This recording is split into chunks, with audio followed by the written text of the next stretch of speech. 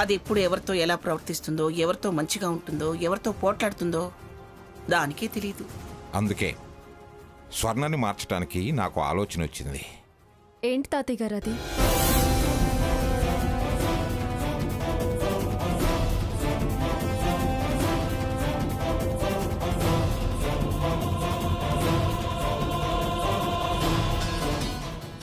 అందుకు సాకేత్ వింటాడా? విషయం ముందుగా వాడి చెవిని వేసే మనం ప్రొసీడ్ అవుదాం. మనం ఈ అవకాశాన్ని మనకు అనుకూలంగా మార్చుకుందాం. బాగుంది, మీ ఆలోచన బాగుంది. అపార్థం చేసుకోకుండా హంసతో కూడా ఒక మాట చెప్దాం తాతయ్య గారు. చెప్పడమే మంచిదమ్మా సీత. లేకపోతే కన్ఫ్యూజ్ అయితే మొదటికే మోసం వస్తుంది. మోసాన్ని మోసంతోనే కదా దెబ్బతీయాలి. ఈ దెబ్బతో స్వర్ణ చితికిపోయిన చిన్న మెదడు బాగుపడుతుందేమో చూద్దాం.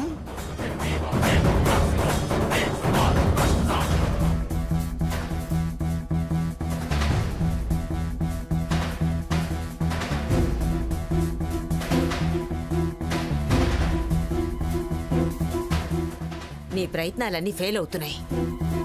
అదేమో రోజు రోజుకి సాకేతికి దగ్గర అవుతుంది. తొందరపడు స్వర్ణ, లేకపోతే సాకేత్ చేజారిపోతాడు. ఫెయిల్ అవుతున్నావని నువ్వే అంటూ తొందరపడు అంటే నేనేం చేయాలి? ఎలా వాళ్ల మధ్య చిచ్చు పెట్టాలో నాకు అర్థం కావట్లేదు. డైరెక్ట్ అటాక్కే బెస్ట్ అనిపిస్తుంది స్వర్ణ. నేను ఆ డెసిషన్కే వచ్చా. స్వర్ణ, స్వర్ణ, స్వర్ణ, ఏమిటి? ఏమైందే? సాకేత్ డైవర్స్ నోటీస్ పంపించాడు ఆంటీ.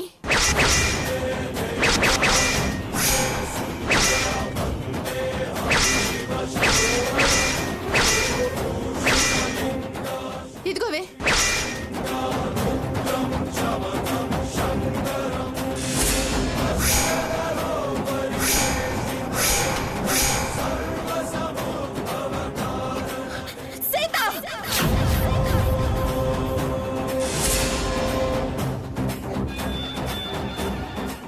చేంటి చేంటా అరుపులు? నువ్వేనా ఈ పని చేయించింది? ఏ పని? బావతో నాకు డైవర్స్ నోటీస్ పంపించి ఏం తెలియనట్టు మాట్లాడుతున్నావా? నేను పంపించమండవేంటి? నీ సపోర్ట్ లేకుండా, ఆ ముసలావిడ మద్దతు లేకుండా నాకు నోటీస్ పంపే ధైర్యం బావకి లేదు. అదే మరి నీ తెలివి. నీకీ పరిస్థితి ఇదివరకు కూడా వచ్చింది. అప్పుడు మేము సాకేత్ని మందలించబట్టే నీ కాపురం నిలబడింది. నిన్ను సమర్థిస్తూ నీ సంసారం బావుండాలని శతవిధాల పోరాడే మమ్మల్ని ఇవాళ తప్పు పడుతున్నావు. మా సమర్థింపుని వెక్కిరించావు. అందుకే నీ కర్మ ఇలా కాలింది. మమ్మల్ని నానా మాటలని లెక్క చేయడం లేదు. మాకు ఎదురు తిరిగినా పర్వాలేదు. కట్టుకున్న వాడిని లక్ష్య పెట్టక ఇంత దాకా తెచ్చుకొని ఇప్పుడు మమ్మల్ని అంటున్నావేంటి?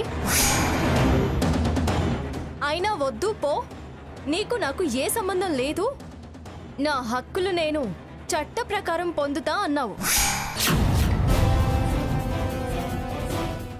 ఇప్పుడు తన చట్టానికి లోబడి నీకీ నోటీస్ ఇస్తే గింజుకుంటున్నావేంటే? అవకాశం దక్కిందని, నీ ప్రమేయం లేకుండా నువ్వు అనుకున్నది నీకు దక్కుతుందని సంతోషించు. ఏంటి సంతోషించాలా? నువ్వేమో నీ మొగుడితో కాపురం చేస్తావు, నా కాపురంలో నిప్పులు పోస్తావా? ఎవ్వరు పోయడం కాదు, నీ చేతులారా నువ్వే పోసుకుంటున్నావు. నీ అహంకారమే నీకీ ఫలితాన్ని అందించింది. నీ పొగరే నీకీ బహుమానం వచ్చేలా చేసింది. తప్పు చేస్తున్నావు సీత. ఆ మాట అనాల్సింది నేను. దానికి తప్పుడు మాటలు చెప్పి తప్పుడు దారులు నడిపించింది నువ్వు. మా మీద తిరగబడేలా చేసింది, మోసం చేసి ఆస్తుల్ని లాక్కునేలా చేయించింది నువ్వు. నీ పగ ప్రతీకారం కోసం దాన్ని పాపిష్టి దానిలా మార్చింది నువ్వు. దాన్ని మాకెవరికి కాకుండా చేశావు. ఇప్పుడు భర్త కూడా కాని దానిలా చేస్తున్నావు. ఎంత కడుపు మండితే సాకేత్ ఈ పని చేసుంటాడు. ఈ విషయంలో మేమెవరం కలగ చేసుకోం. మొత్తం సాకేత్ ఇష్టానికే వదిలేస్తాం. ఇక దీని విషయంలో జాలి, దయ, కరుణ, క్షమాపణలంటూ ఏవీ లేవు. వదిలేస్తున్న ప్రతిసారి మీరు మా మీద కత్తి నూరించారు. ఇప్పుడు ఆ కత్తులు మీ పీకల మీదకొచ్చాయి. తలలు నరుక్కుంటారో లేకపోతే వాటిని వదిలేసి సాకేత్ కాళ్ల మీద పడతారో మీ ఇష్టం.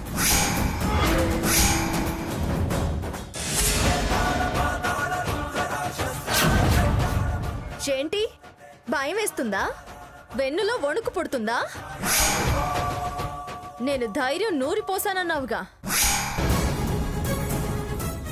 ఈ ముసల్ది నీకు ధైర్యం చెప్పలేకపోతుందా? నీ భయం, నీ కలవరం నీ నుదుటి మీద చెమటలే చెప్తున్నాయి. నేనేం భయపడ్డం లేదు. అయితే నోటీస్ ఎందుకు విసిరేసావు? నా ఇష్టం, నీకెందుకు? నీ కోరిక నన్ను బావకి దూరం చేయటమేగా. అవును, అదే. అయితే ఏమంటావు? స్వార్థంతో నువ్వు ఇంతమందిని వదులుకోగలేంది నేను నిన్నొక్కదాన్ని సాకేత్కి దూరం చేస్తే తప్పేంటి? స్వర్ణ, ఈ నోటీస్ వల్ల ఏమవుతుంది? కేసు గెలవాలి. నిన్ను గెలిపించడానికి శ్రీరామున్నాడు. సాకేత్ ని గెలిపించడానికి మా వెనకాల జడ్జి గారైన మా తాతయ్య గారున్నారు. నిన్ను వదిలిస్తేనే గాని అతని జీవితం, మా జీవితం ప్రశాంతంగా ఉండదు. ఈ పిచ్చి కూతులకి భయపడాల్సిన అవసరం లేదు స్వర్ణ. అది చూద్దాం.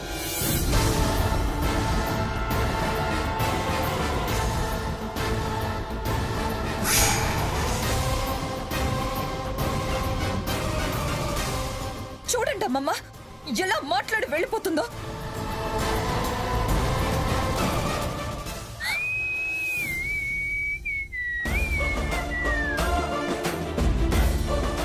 తమరు సాకేత్ భార్య, అందుకనేనా అలా చాటుమాటుగా చూడ్డం, నక్కి నక్క వేషాలు వేయడం, అనుమానపడి అనుసరించడం? ఈ ఏడుపు ముందే ఏడిస్తే నేను సాకేత్ మీద మనసు పారేసుకునేదాన్ని కాదు కదా. హవేవో, నేను అదృష్టవంతురాల్ని. అదృష్టవంతురాలివా? ఎస్, అందుకేగా సాకేత్ నీకు నోటీస్ పంపించింది. దానికి నోటీస్ పంపిస్తే నీకేం అదృష్టం? లీగల్ గా క్లియరెన్స్ ఉంటే ఫ్యూచర్ లో ప్రాబ్లమ్స్ రావు కదా. నాకు ఆ మనసులో స్థానం ఇవ్వబట్టే కదా ఈవిడ్ని వదిలించుకునే ప్రయత్నం చేస్తున్నది. వాడో మూర్ఖుడు. కాదు, నేను అభిమానించే మనిషిని పొరపాటున ఒక్క మాటన్నా సహించను.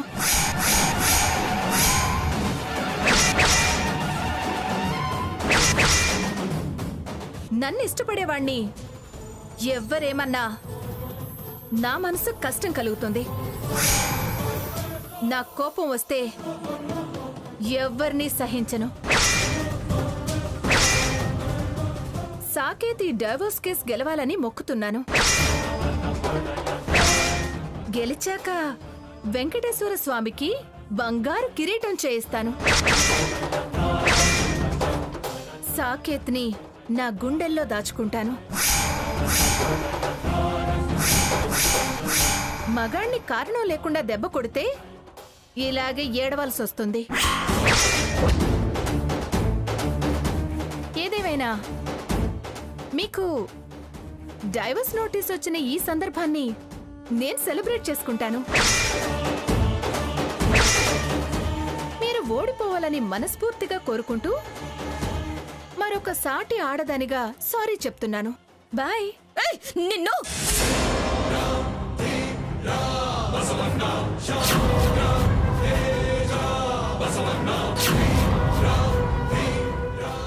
వెనకాల చూడు, గార్డ్స్. నేను ఊ అంటే చాలు నీ అంతు చూస్తారు. మొగుణ్ణే వదిలేయాలని చూసిందానివి, నీకెందుకే పొగరు, అహంకారం? సిగ్గుతో తలదించుకోవలసిన దానివి చెయ్యెత్తుతున్నావా చెయ్యి. రేపు సాకే చెయ్యి అందుకున్నాక చెప్తాను నీ సంగతి.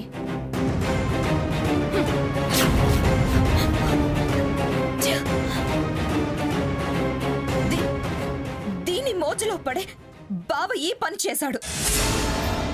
సీతను కోట నుంచి, దీన్ని బావ ధ్యాస నుంచి బయటికి గంటందే నేను నిద్రపోను. ఎంత దూరమైనా వెళ్తా. వీళ్ళని వదలను, వీళ్ళని వదలను. స్వర్ణ,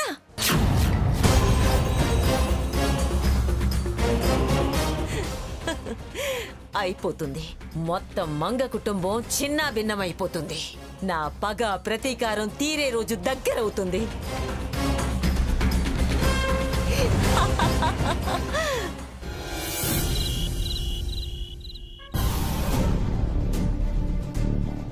నోటీస్ అందేసరికి దిమ్మ తిరిగింది స్వర్ణకి.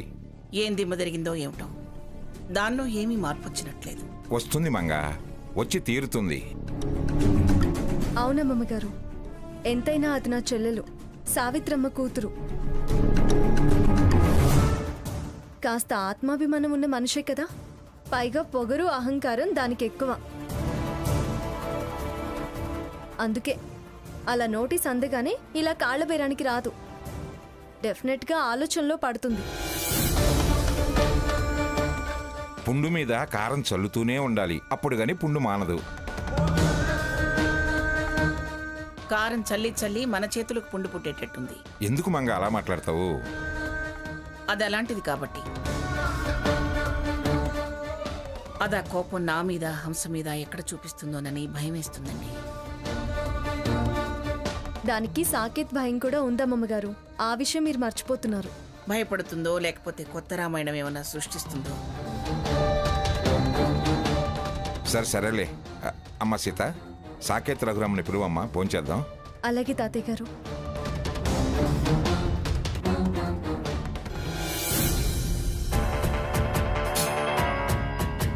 తప్పైంది, ఆశపడ్డాను అని ఇదిగో ఈ పెద్ద ఆవిడ్ని చంపలేసుకోమను.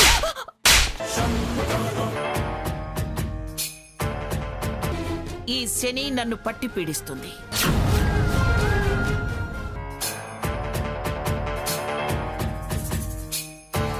సాకేత్ని నా గుండెల్లో దాచుకుంటాను. రేపు సాకేత్ చెయ్యి అందుకున్నాక చెప్తాను నీ సంగతి. ఈ నోటీస్ వెనుక సూత్రధారి, పాత్రధారి ఆ సీతే అనిపిస్తుంది.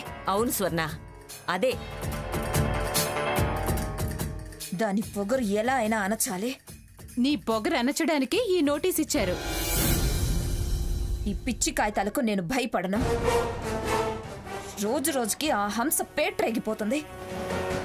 ఈ సీత ఫోజ్ ఎక్కువ అవుతుంది. అందుకే సాకేత్తో నాకు డైవర్స్ నోటీస్ ఇప్పించారు. కౌంటర్ దాఖలా చేసి రిటర్న్ నోటీస్ పంపి వాళ్ళని బిత్తరపోయేలా చెయ్యాలి. 100 నోటీసులు పంపిస్తా, ఊపిరాడకుండా చేస్తా. స్వర్ణ పేరు వినపడితేనే ఉలిక్కి పడేలా చేస్తా.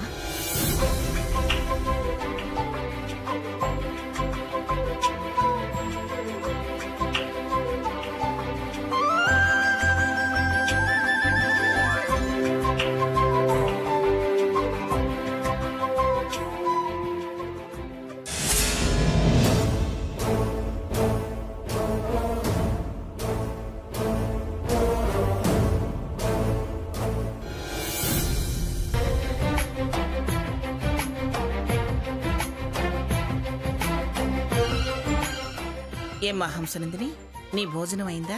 లేదమ్మగారు, భోజనానికే బయలుదేరాను. మీ పలకరింపు, అందులో ఉన్న ప్రేమ, ఆప్యాయత నాకు చాలా బాగా నచ్చాయి.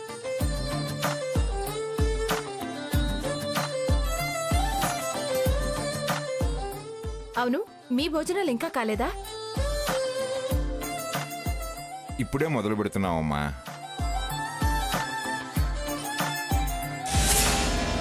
ఇలా ఇంటిలిపాది కూర్చొని కబుర్లు చెప్పుకుంటూ భోంచేయటం మాకు అలవాటు. నాకు ఇలా కలివిడిగా అంతా కలిసి కబుర్లాడుతూ తినడం అంటే చాలా ఇష్టం.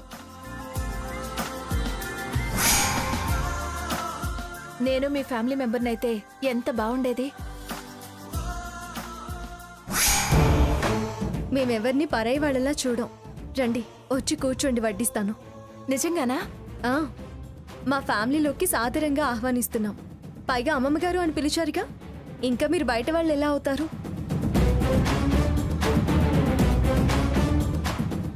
రామ్మా, వచ్చి కూర్చో. రామ్మా కూర్చో.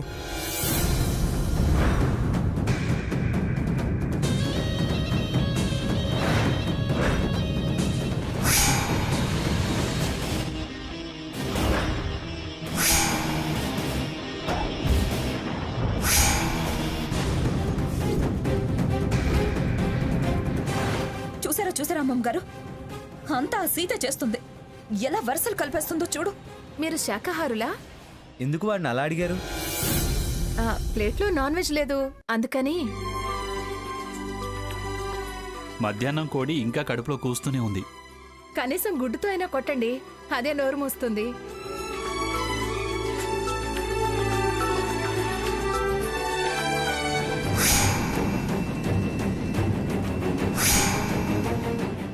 అవును, నీకు నాన్ వెజ్ చాలా ఇష్టమా? అది లేందే ముద్ద దిగదు. ముద్ద వెనకాల ముద్ద వీడు మొక్కలతోనే దించుతాడు. అలాగా? మరి మామూలుగానే మాట్లాడుతున్నారే? అంటే మెమ్మెమ్మే కొక్కొక్కో అనాలి కదా.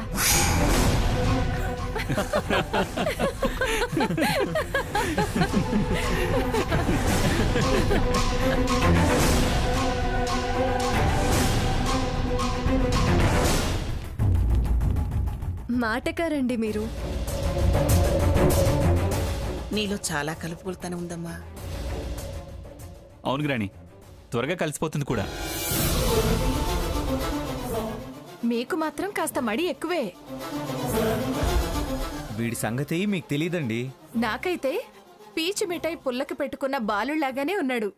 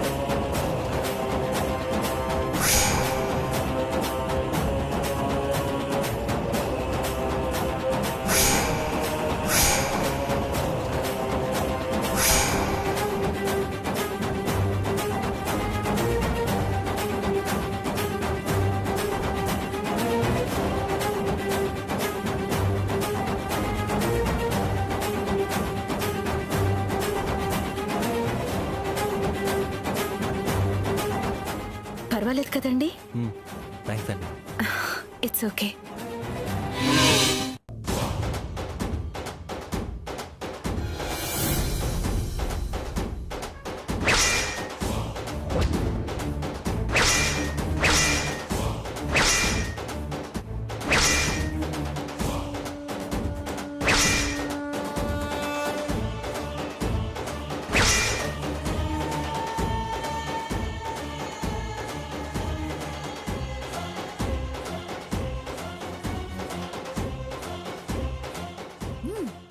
వేసి తల మీద పడేలా వేయి.